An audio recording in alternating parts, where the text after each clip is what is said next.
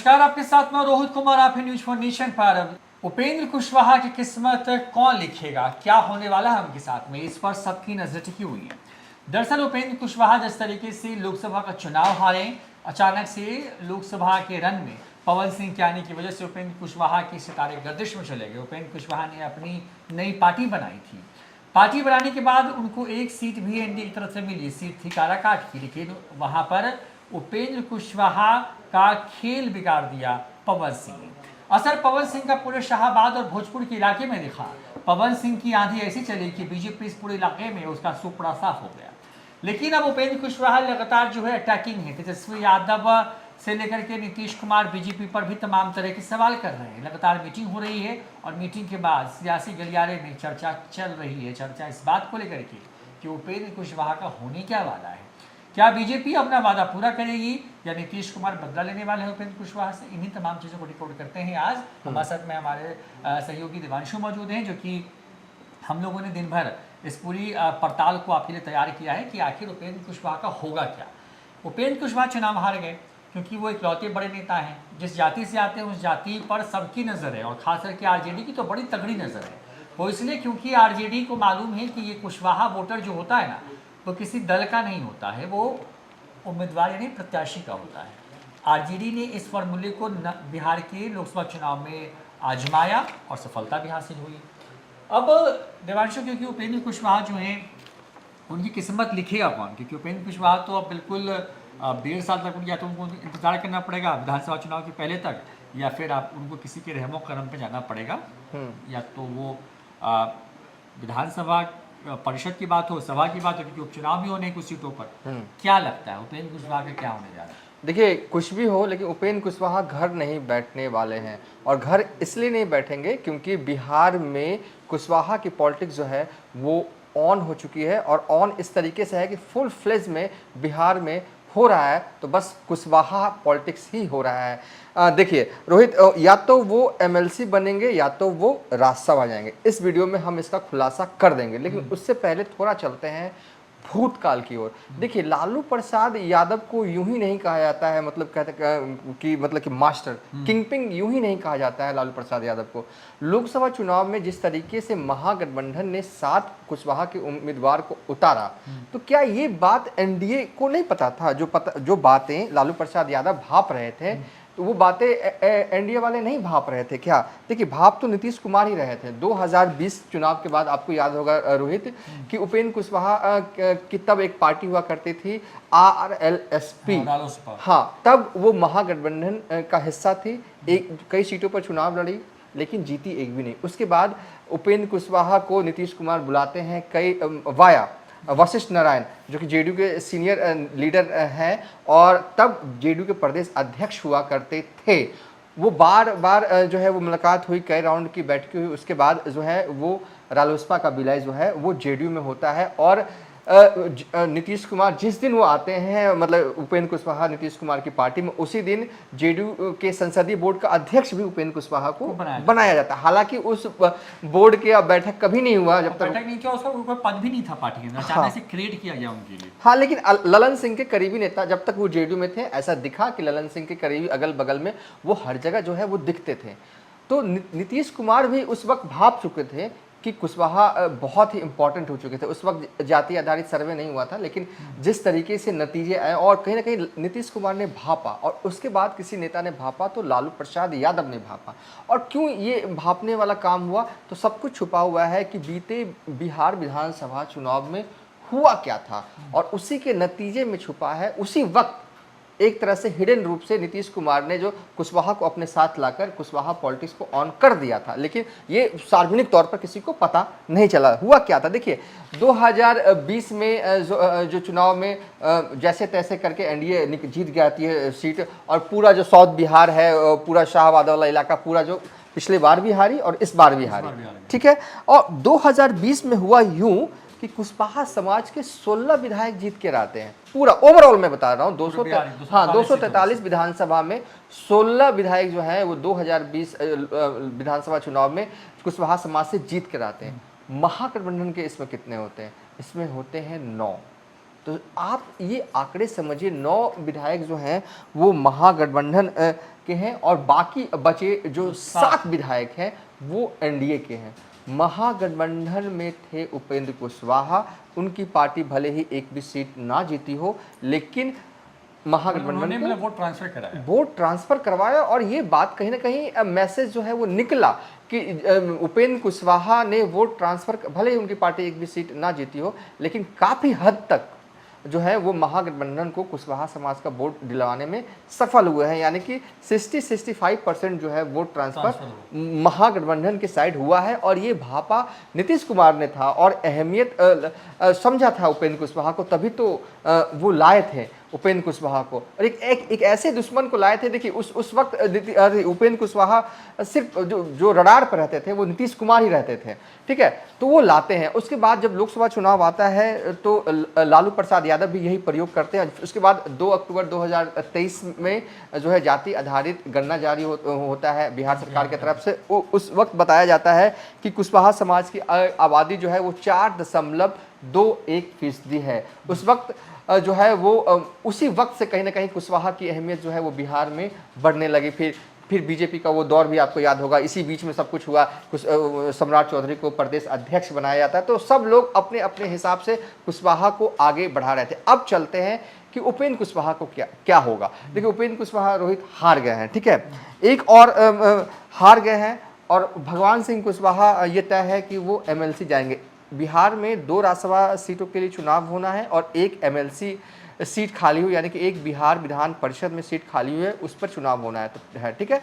तो भगवान सिंह कुशवाहा जेडीयू से जा रहे हैं, ये हो गया। बचा 2 राज्यसभा। आपके पास क्या जानकारी है इसको लेकर रोहित? देखिए क्योंकि उपेंद्र कुशवाहा का जो कथ है, और जैसा कि आप बता रहे थे दीवार फ्लैशबैक से, मतलब लेकिन उसके पहले और थोड़ा चलते हैं। हाँ, चलिए। जब नीतीश कुमार विपक्ष में थे, यानी केंद्र की राजनीति में थे, उस वक्त बिहार की जिम्मेवारी उपेंद्र कुशवाहा के जिम्मे में थी। लव कुश का जो समीकरण है वो नीतीश और कुशवाहा की जोड़ी को कहा जाता था।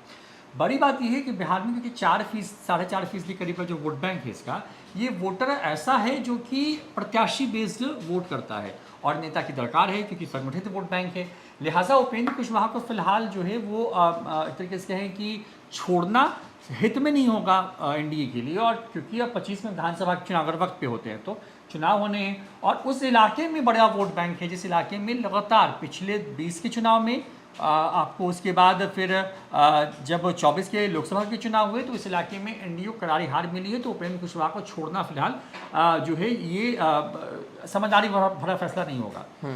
उपेंद्र कुशवाहा के जो बयान देखे उसमें भी वो आक्रामक है। किस पर आक्रामक है? आरजेडी पर, तेजस्वी यादव पर, लालू यादव पर। यानी कि उनकी अंदर खाने से बात हो गई। जब लोकसभा के चुनाव में टिकट बट रहे थे देवांशु, तो उस वक्त भी एक बात थी कि उपेंद्र कुशवाहा को एक लोकसभा और एक एमएलसी की सीट जो है वो दी जाएगी। ये तो विनोद तावड़े ने मतलब ट्वीट करके जानकारी दी दिया था। यही कोऑर्डिनेशन हुआ क्योंकि मांझी, जीतन मांझी को भी यही इसी तरीके से एडजस्ट किया गया। जीतन मांझी अब चले गए लोकसभा में, केंद्रीय मंत्री बन गए।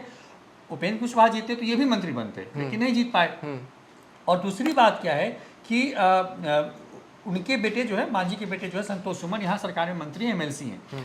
अब क्योंकि इनके पास विकल्प बन जाता है एमएलसी का, तो एक सीट तो खाली, वहाँ पे भगवान सिंह कुशवाहा जा रहे हैं, कुशवाहा के बड़े नेता हैं। तो नीतीश कुमार ने अपने पार्टी में एक तरीके से कुशवाहा चेहरे को की एंट्री करा ली है। अब बीजेपी को अपने लिए एक सहयोगी चाहिए होगा क्योंकि सम्राट चौधरी भी जो है उसी जाति से आते हैं, लेकिन वो वोट ट्रांसफर कराने में कामयाब नहीं हुए।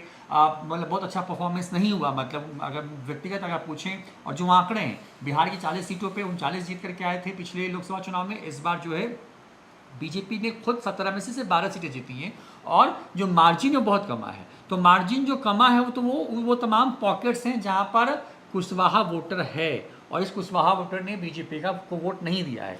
तो बीजेपी अगर इस वक्त उपेंद्र कुशवाहा का साथ छोड़ती है तो ये मैसेज और चला जाएगा लोग कुशवाहा वोटर के बीच में, बीजेपी ने तो इस्तेमाल किया कुशवाहा का। तो बीजेपी इस तरीके से कह सकते हैं कि इस स्थिति में नहीं फिलहाल होगी। तो मुझे ऐसा लगता है कि जो मेरी जानकारी है कि एक एमएलसी जो कि केंद्र में बहुत करीबी हैं इस वक्त, क्योंकि उपेंद्र कुशवाहा को फोकस करना है बिहार सेंट्रिक राजनीति में। यहाँ पे मंत्री बन जाएंगे, यहाँ पे क्योंकि बीजेपी के कोटे से बहुत सारी सीटें हैं जहाँ पे 2-2, 3-3 कैबिनेट का विस्तार भी होना है अभी। तो मुझे जो जानकारी है वो यही है कि एक एमएलसी हैं जो बड़े बहुत पहुंच रखते हैं। अमित दिल्ली तक शाह, पहुंच हाँ, रखते हैं। दिल्ली में ही रहते हैं। अच्छा। और अमित शाह और जेपी नड्डा और प्रधानमंत्री मोदी के आसपास की फ्रेम में आपको दिखते हैं। अच्छा। तो हमें जो जानकारी है कि संभवतः ऐसा हो सकता है कि वो राज्यसभा जा सकते हैं। तो राज्यसभा जाएंगे कैसे? तो देखिए 2 सीटें खाली हुई हैं राज्यसभा की। एक विवेक ठाकुर की जो सीट खाली हुई है आपको राज्यसभा की, वो अब नवादा से सांसद हो गए हैं। और एक मीसा भारती जो कि राज्यसभा की सांसद थी और वो पाटलिपुत्रा की अब सांसद बन गई हैं। तो क्योंकि दोनों का नोटिफिकेशन अलग अलग वक्त पे आएगा, अगर एक ही साथ नोटिफिकेशन आता तो होता ये कि एक महागठबंधन हो जाता और एक जो है वो एनडीए को आता, तो वहाँ पर बीजेपी लेती।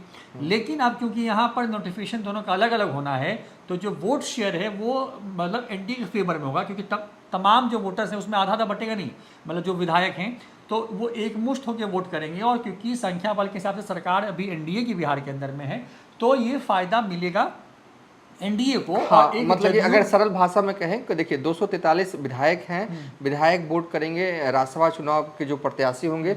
और चूंकि आरजेडी वाले तो आरजेडी को वोट करेंगे और एनडीए वाले तो एनडीए को वोट करेंगे, तो संख्या बल के हिसाब से एनडीए के ही जीतेंगे, क्योंकि तो ये दोनों एनडीए हाँ, जीतेंगे, क्योंकि हाँ, दोनों की वोटिंग 2 अलग अलग डेट अलग अलग डेट है, यानी कि 243 ही करेंगे। हाँ, अमूमन ये होता है और थोड़ा सवाल करते हैं तो ऐसा होता है कि 5 सीटें हैं मान लीजिए जहाँ पे चुनाव होने हैं राज्यसभा के, तो नोटिफिकेशन एक ही साथ आता है और एक ही बार प्रक्रिया होती है। तो होता है क्या है कि दलगत आधार पर तय हो जाता है कि 2 बीजेपी को मिलेगा, 2 आरजेडी को मिलेगा और 1 जदयू को मिलेगा। हाँ, वो 243 के हिसाब हिसाब से से। तय हो जाती है। लेकिन क्योंकि इस बार जो है ये उपचुनाव है, हाँ। तो यहाँ पर जो है अलग अलग तरीके से चीजें होंगी यहाँ पे, यानी कि वहाँ पे 2 पार्ट में इसको आप बांट दीजिए। तो एक पहला आप विवेक ठाकुर की बात कर लीजिए तो उनकी सीट पे चुनाव होगा, तो वहाँ पे क्योंकि 243 में जो है सरकार जो बहुमत है वो एनडीए के पास है, तो वो एक सीट उनको मिल जाएगी उस वक्त। और एक मीसा भारती वाली सीट जो खाली हुई है वहाँ पर भी दोबारा चुनाव होंगे, तो वो भी जो सीट है वो एनडीए को जाएगी, यानी कि आरजेडी को नुकसान एक सीट का और एक गेन है एनडीए को।